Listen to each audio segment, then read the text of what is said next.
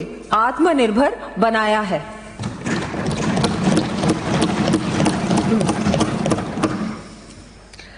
जैसा कि अमेरिकी लेखक बेंजामिन फ्रैंकलिन ने कहा है, without continual growth and progress such words as improvement, achievement and success have no meaning। अर्थात निरंतर प्रगति एवं विकास के बिना सुधार, उपलब्धि तथा सफलता जैसे शब्दों का कोई अर्थ नहीं है। इसी भावना के साथ हमने उद्योग, शिक्षा, स्वास्थ्य, इंफ्रास्ट्रक्चर जैसे क्षेत्रों को महत्व देते हुए सशक्त व आत्मनिर्भर विकसित राजस्थान एट 2047 की परिकल्पना की है। हमने इसे साकार करने के लिए राज्य को पिछली सरकार के वित्तीय कुप्रबंधन से उबारने के साथ अर्थव्यवस्था को और अधिक सुदृढ़ बनाने की दिशा में निवेश को प्रोत्साहन भी दिया है।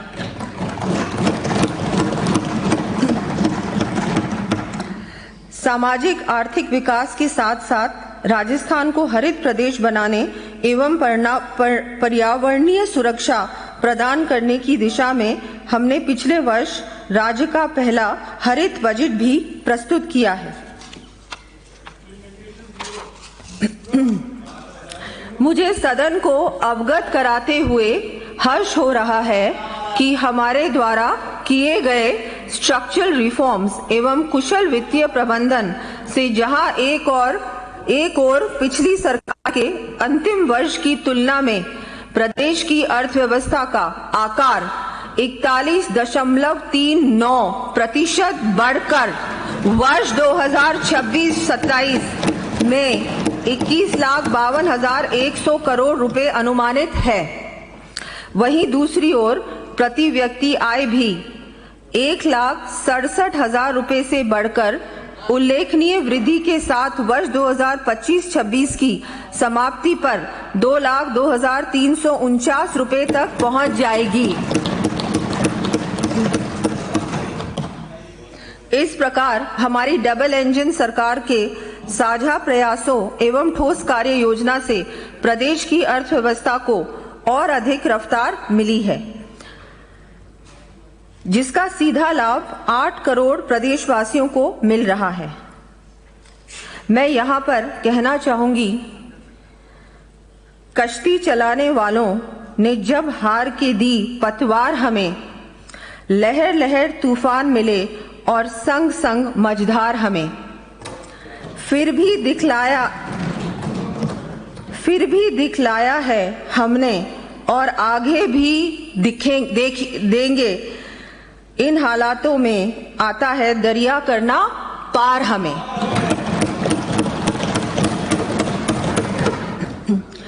इसी हौसले के साथ हमने इस कार्यकाल की शुरुआत में ही विकसित राजस्थान की कार्य योजना के लिए 10 संकल्प निर्धारित किए थे।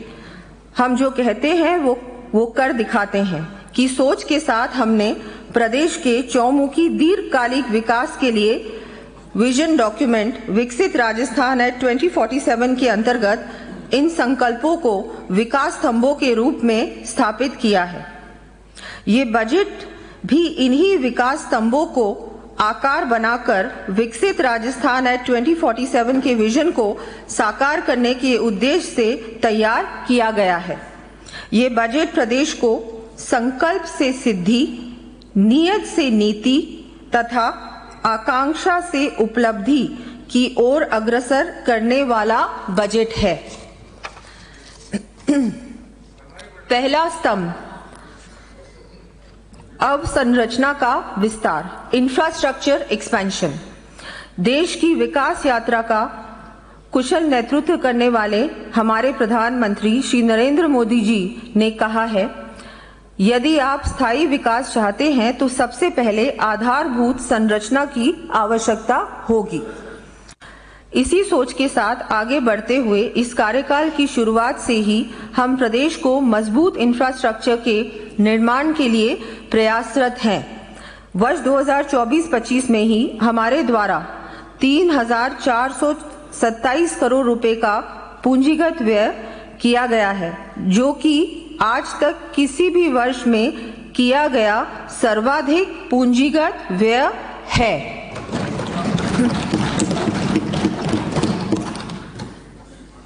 सड़क। विकसित राजस्थान एट 2047 के विजन को करने के लिए सुगम व बाधा रहित परिवहन तथा यातायात के लिए रोड नेटवर्क का सुदृढ़ीकरण, लेवल क्रॉसिंग को समाप्त करना, बाईपास निर्माण, सड़क सुरक्षा के लिए ब्लैक स्पॉट्स का सुधार, इंटेलिजेंस ट्रांसपोर्ट सिस्टम का विस्तार तथा औद्योगिक विकास के लिए पहुंच मार्गों का निर्माण व विकास हमारी प्राथमिकताएं हैं। हमारी सरकार ने इस कार्यकाल में सड़क विस्तार लगभग 27,860 करोड़ रुपए का व्यय कर 16,430 किलोमीटर लंबाई की नवीन सड़कों को शामिल करते हुए लगभग 42,000 किलोमीटर सड़कों के विकास का कार्य किया गया है।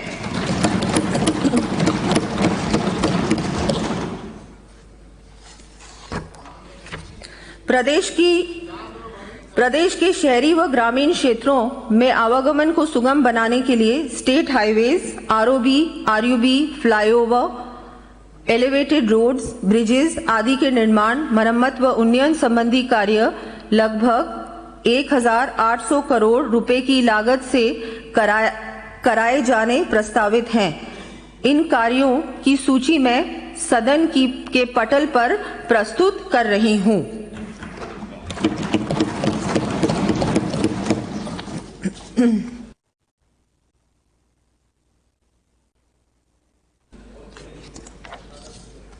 लंबी सूची है अध्यक्ष जी।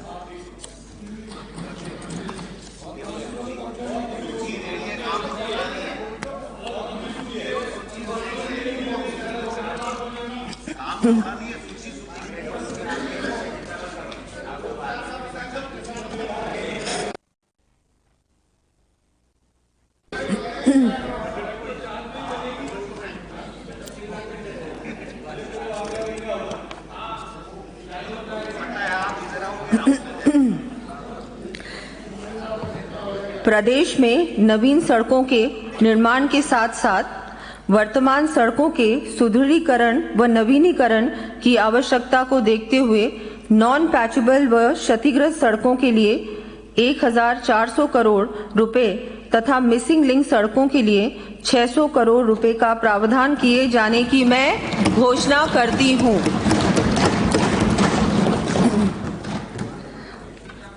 वर्ष 2047 तक राजस्थान को विकसित प्रदेश बनाने की दिशा में रूरल कनेक्टिविटी का विस्तार भी आवश्यक है।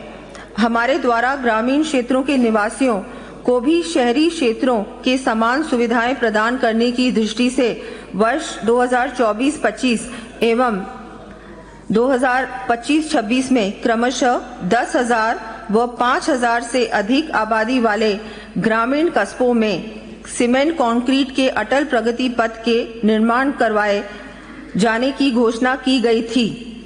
इसी कड़ी में आगामी वर्ष 250 अटल प्रगति पथों के 500 करोड़ रुपए की लागत के कार्य हाथ में लिए जाने प्रस्तावित हैं।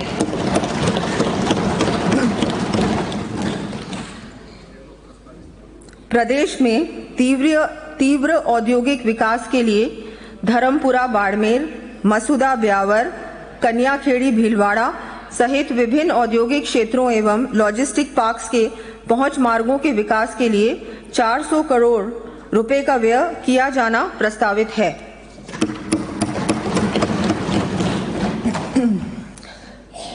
प्रदेश में अत्यधिक वर्षा के कारण क्षतिग्रस्त हुई पुलिया व सड़कों की मरम्मत एवं पुनर्निर्माण हेतु हमारे द्वारा वर्ष 2025-26 में 800 करोड़ रुपए की राशि के कार्य स्वीकृत किए गए हैं।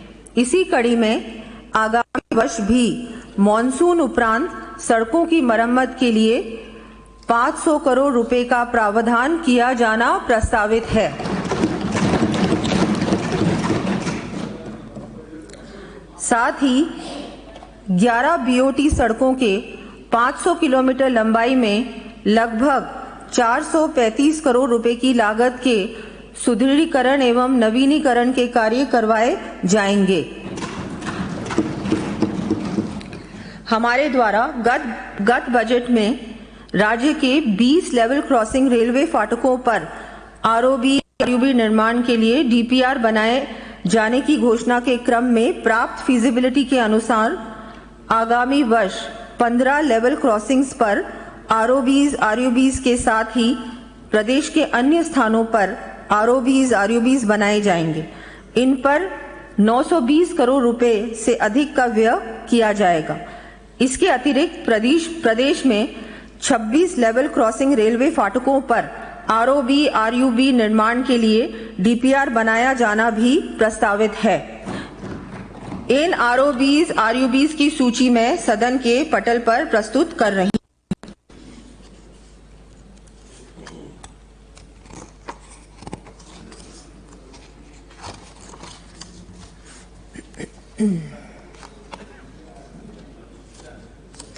राज्य में सड़क तंत्र को सुदृढ़ करने की दृष्टि से हमारे द्वारा 2 वर्षों में 5000 किलोमीटर लंबाई से अधिक की सड़कों को मुख्य जिला सड़कों में क्रमोन्नत किया जा चुका है। इसी क्रम को आगे बढ़ाते हुए आगामी 2 वर्षों में 1000 किलोमीटर लंबाई से अधिक की सड़कों को राज्य राजमार्गों में एवं 2000 लंबाई से अधिक की सड़कों को मुख्य जिला मार्गों में क्रमोन्नत किए जाने की मैं घोषणा करती हूँ।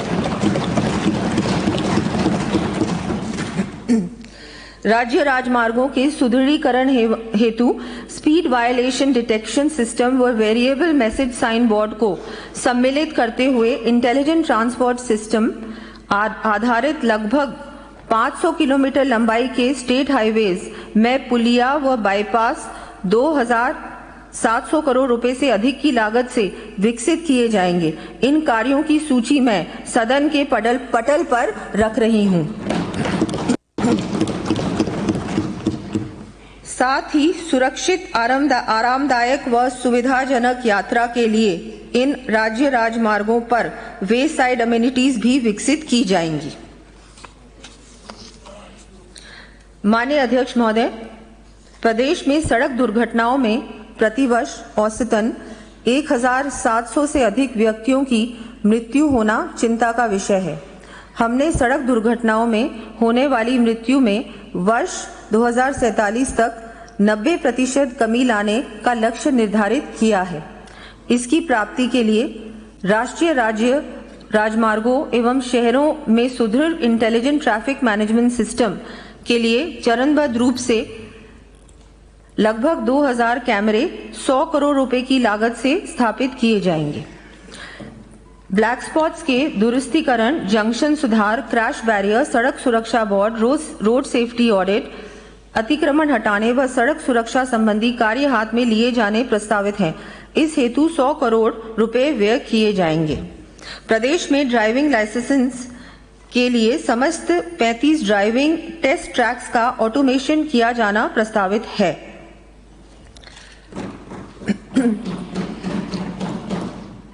पेयजल, जैसा कि विदित है, हमारा प्रदेश क्षेत्रफल की दृष्टि से जहां सबसे बड़ा राज्य है, वहीं विषम भौगोलिक परिस्थिति के कारण सतही जल की उपलब्धता भी काफी कम है।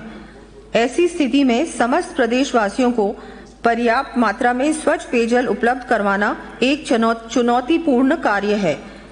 इसे ध्यान में रखते हुए माननीय मुख्यमंत्री श्री भजनलाल शर्मा जी के नेतृत्व वाली हमारी सरकार ने वर्ष 2047 तक प्रदेश में रोबस्ट गवर्नेंस, सस्टेनेबल कंजर्वेशन एवं इक्विटेबल यूटिलाइजेशन के माध्यम से जल सुरक्षा का लक्ष्य रखा है। प्रदेश में universal access to safe water for all के उद्देश्य से हमारे द्वारा कार्य ग्रहण करने के पश्चात जल जीवन मिशन को गति देते हुए इसके अंतर्गत हर घर नल से जल सुविधा हेतु ग्रामीण क्षेत्रों में 14 लाख से अधिक जल कनेक्शन उपलब्ध करवाए गए हैं तथा 24,000 करोड़ रुपए की लागत की 400 से अधिक पेयजल परियोजनाओं के कार्यादेश जारी किए गए हैं।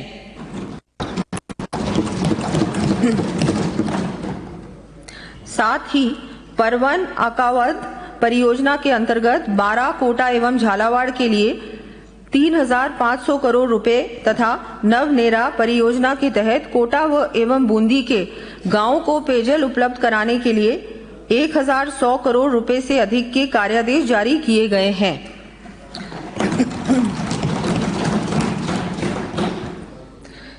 इसके अतिरिक्त पिछले वर्ष शहरी क्षेत्रों में समयबद्ध रूप से पेयजल की समुचित व्यवस्था के लिए मुख्यमंत्री जल जीवन मिशन शहरी के अंतर्गत चरणबद्ध रूप से 5,830 करोड़ रुपए से अधिक की लागत के कार्य करवाए जाने की घोषणा की गई थी।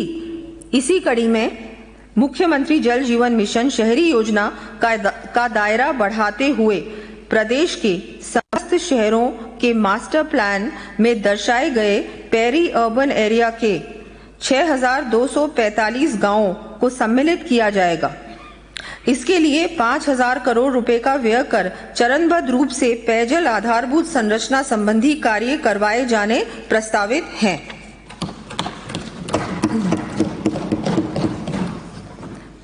मुख्यमंत्री जल जीवन मिशन शहरी द्वितीय चरण के अंतर्गत 2,530 करोड़ रुपए का व्यय कर 83 शहरों में जलापूर्ति की सर्विस लेवल संवर्धन के कार्य करवाए जाएंगे। इसके अतिरिक्त अमृत 2.0 योजना के तहत आगामी वर्ष 3 लाख पेयजल कनेक्शन जारी किए जाएंगे।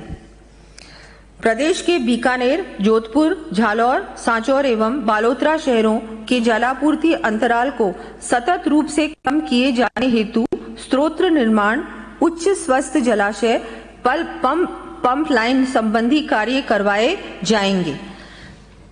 साथ ही देशनोक बीकानेर में 24/7 पेयजल उपलब्ध करवाया जाना प्रस्तावित है। इस हेतु 750 करोड़ रुपए का व्यय किया जाएगा। नगरीय पेयजल योजना जैसलमेर के लिए मोहनगढ़ से गजरूप सागर तक अतिरिक्त पाइपलाइन व 30 MLD फिल्टर प्लांट तथा डिग्गी का निर्माण लगभग 196 करोड़ रुपए की लागत से करवाया जाएगा।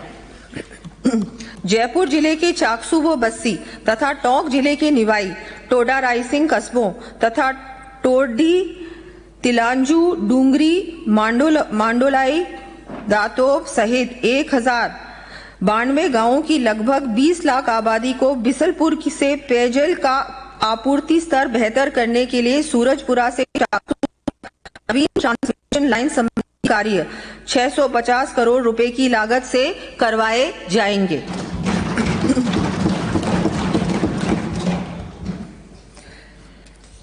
प्रदेश के विभिन्न क्षेत्रों में पेयजल उपलब्ध करवाने के लिए 160 करोड़ रुपए से अधिक के कार्य करवाए जाएंगे। इन कार्यों की सूची मैं सदन के पटल पर प्रस्तुत कर रही हूं।